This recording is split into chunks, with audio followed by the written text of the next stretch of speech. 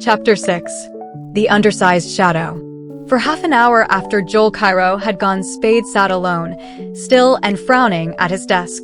Then he said aloud in the tone of one dismissing a problem, "Well, they're paying for it," and took a bottle of Manhattan cocktail and a paper drinking cup from a desk drawer.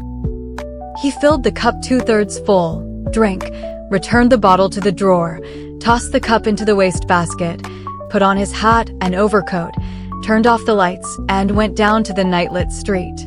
An undersized youth of 20 or 21 in neat gray cap and overcoat was standing idly on the corner below Spade's building. Spade walked up Sutter Street to Kearny, where he entered a cigar store to buy 2 sacks of Bull Durham. When he came out, the youth was one of 4 people waiting for a streetcar on the opposite corner. Spade ate dinner at Herbert's Grill in Powell Street. When he left the grill, at 7:45, the youth was looking into a nearby haberdasher's window. Spade went to the Hotel Belvedere, asking at the desk for Mr. Cairo. He was told that Cairo was not in. The youth sat in a chair in a far corner of the lobby. Spade went to the Geary Theater, failed to see Cairo in the lobby, and posted himself on the curb in front, facing the theater. The youth loitered with other loiterers before Marquard's restaurant below. At 8:10, Joel Cairo appeared, walking up Geary Street with his little mincing bobbing steps. Apparently, he did not see Spade until the private detective touched his shoulder. He seemed moderately surprised for a moment, and then said, "Oh yes, of course you saw the ticket." I've got something I want to show you." Spade drew Cairo back towards the curb a little away from the other waiting theatergoers. The kid in the cap down by Marquard's. Cairo murmured, "I'll see," and looked at his watch. He looked up Geary Street. He looked at a theater sign in front of him on which George Arliss was shown costumed as Shylock, and then his dark eyes crawled sidewise in their sockets until they were looking at the kid in the cap, at his cool pale face with curling lashes hiding lowered eyes. "Who is he?" Spade asked. Cairo smiled up at Spade. "I do not know him. He's been tailing me around town." Cairo wet his lower lip with his tongue and asked, "Do you think it was wise, then, to let him see us together?" "How do I know?" Spade replied. "Anyway, it's done." Cairo removed his hat and smoothed his hair with a gloved hand. He replaced his hat carefully on his head and said with every appearance of candor, "I give you my word I do not know him, Mr. Spade. I give you my word I have nothing to do with him. I have asked nobody's assistance except yours, on my word of honor." "Then he's one of the others?" "That may be. I just wanted to know, because if he gets to be a nuisance I may have to hurt him. Do as you think best. He is not a friend of mine." "That's good. There goes the curtain." "Good night," Spade said, and crossed the street to board a westbound streetcar. The youth in the cap boarded the same car. Spade left the car at Hyde Street and went up to his apartment.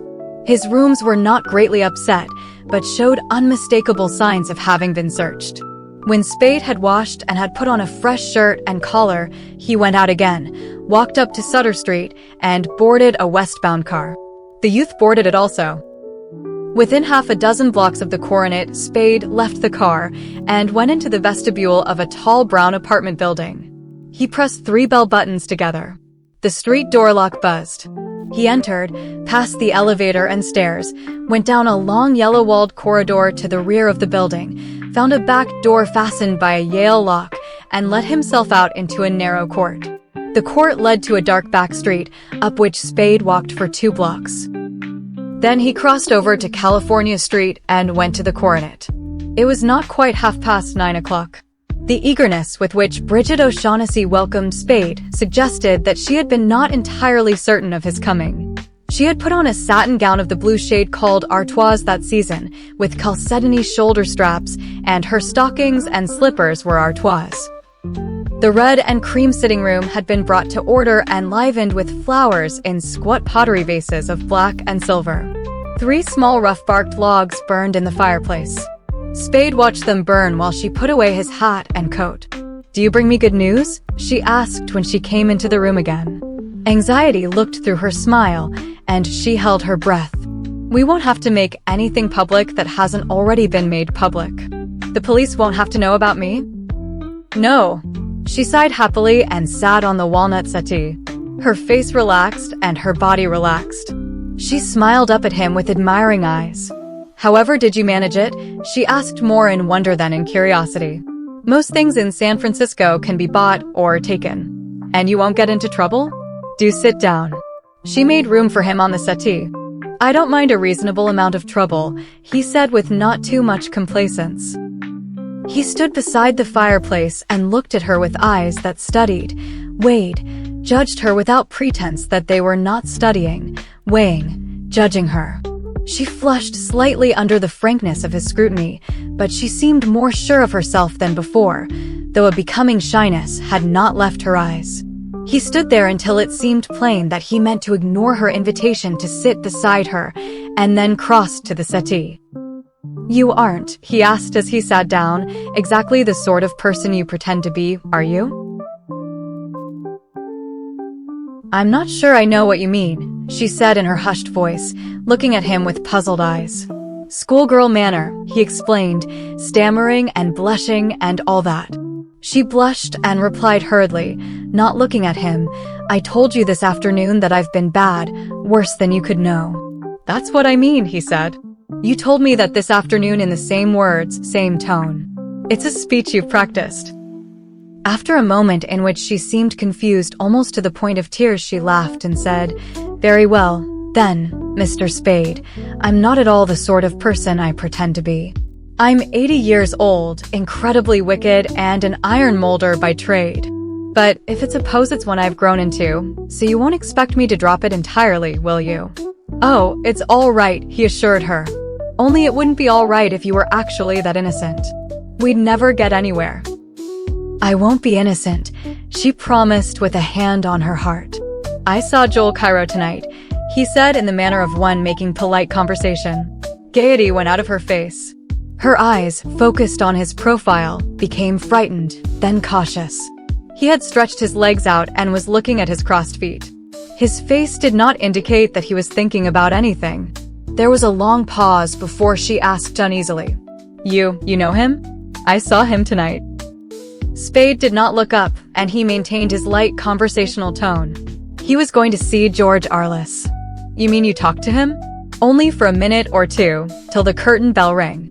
She got up from the settee and went to the fireplace to poke the fire. She changed slightly the position of an ornament on the mantelpiece, crossed the room to get a box of cigarettes from a table in a corner, straightened a curtain, and returned to her seat. Her face now was smooth and unworried. Spade grinned sidewise at her and said, "You're good. You're very good." Her face did not change. She asked quietly, "What did he say?" "About what?" She hesitated. "About me." "Nothing." Spade turned to hold his lighter under the end of her cigarette. His eyes were shiny in a wooden Satan's face. "Well, what did he say?" she asked with half-playful petulance. "He offered me $5,000 for the black bird." She started, her teeth tore the end of her cigarette, and her eyes, after a swift, alarmed glance at Spade, turned away from him. "You're not going to go around poking at the fire and straightening up the room again, are you?" he asked lazily. She laughed a clear, merry laugh, dropped the mangled cigarette into a tray, and looked at him with clear, merry eyes. "I won't," she promised. "And what did you say?" $5,000 is a lot of money." She smiled, but when, instead of smiling, he looked gravely at her, her smile became faint, confused, and presently vanished. In its place came a hurt, bewildered look. "Surely you're not really considering it," she said. "Why not? $5,000 is a lot of money." "But, Mr. Spade, you promised to help me." Her hands were on his arm. "I trusted you." "You can't," she broke off, took her hands from his sleeve and worked them together. Spade smiled gently into her troubled eyes. Let's try to figure out how much you've trusted me," he said. "I promised to help you, sure, but you didn't say anything about any blackbirds. But you must have known, or you wouldn't have mentioned it to me. You do know now. You can't treat me like that." Her eyes were cobalt blue prayers. $5,000 is, he said for the third time, a lot of money. She lifted her shoulders and hands and let them fall in a gesture that accepted defeat. "It is," she agreed in a small, dull voice. "It is far more than I could ever offer you if I must bid for your loyalty." Spade laughed. His laughter was brief and somewhat bitter. "That is good," he said, "coming from you. What have you given me besides money? Have you given me any of your confidence? Any of the truth? Any help in helping you? Haven't you tried to buy my loyalty with money and nothing else? Well, if I'm peddling it, why shouldn't I let it go to the highest bidder? I've given you all the money I have." Tears glistened in her white-ringed eyes. Her voice was hoarse, vibrant. "I've thrown myself on your mercy, told you that without your help I'm utterly lost. What else is there?" She suddenly moved close to him on the settee and cried angrily, "Can I buy you with my body?" Their faces were a few inches apart. Spade took her face between his hands, and he kissed her mouth roughly and contemptuously. Then he sat back and said, "I'll think it over." His face was hard and furious. She sat still, holding her numbed face where his hands had left it. He stood up and said, "Christ, there's no sense to this." He took 2 steps towards the fireplace and stopped, glowering at the burning logs, grinding his teeth together. She did not move. He turned to face her. The 2 vertical lines above his nose were deep clefts between red whales. "I don't give a damn about your honesty," he told her, trying to make himself speak calmly. "I don't care what kind of tricks you're up to, what your secrets are, but I've got to have something to show that you know what you're doing. I do know. Please believe that I do, and that it's all for the best, and show me," he ordered. "I'm willing to help you. I've done what I could so far. If necessary, I'll go ahead blindfolded, but I can't do it without more confidence in you than I've got now. You've got to convince me that you know what it's all about, that you're not simply fiddling around by guess and by God, hoping it'll come out all right somehow in the end."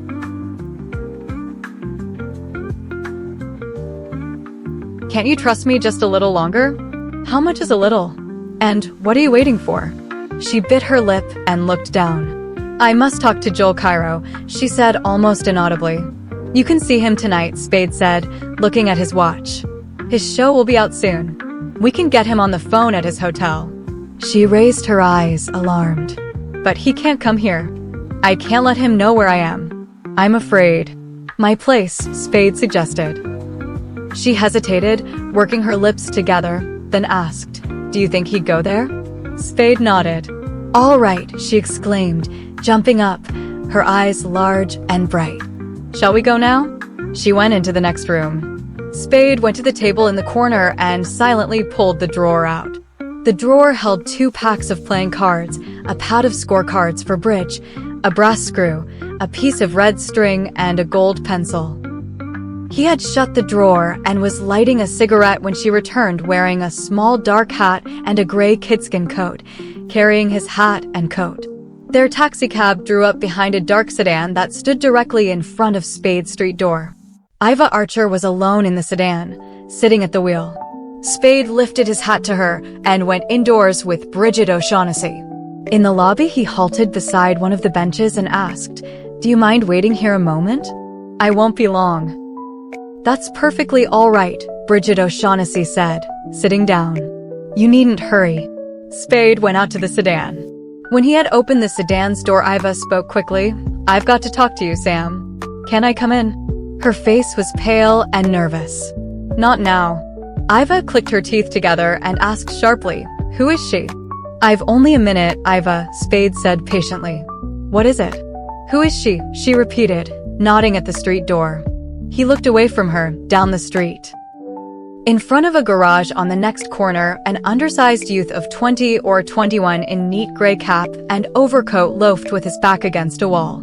Spade frowned and returned his gaze to Iva's insistent face. "What is the matter?" he asked. "Has anything happened? You oughtn't to be here at this time of night." "I'm beginning to believe that," she complained. "You told me I oughtn't to come to the office, and now I oughtn't to come here. Do you mean I oughtn't to chase after you? If that's what you mean, why don't you say it right out?" "Now, Iva, you've got no right to take that attitude." "I know I haven't.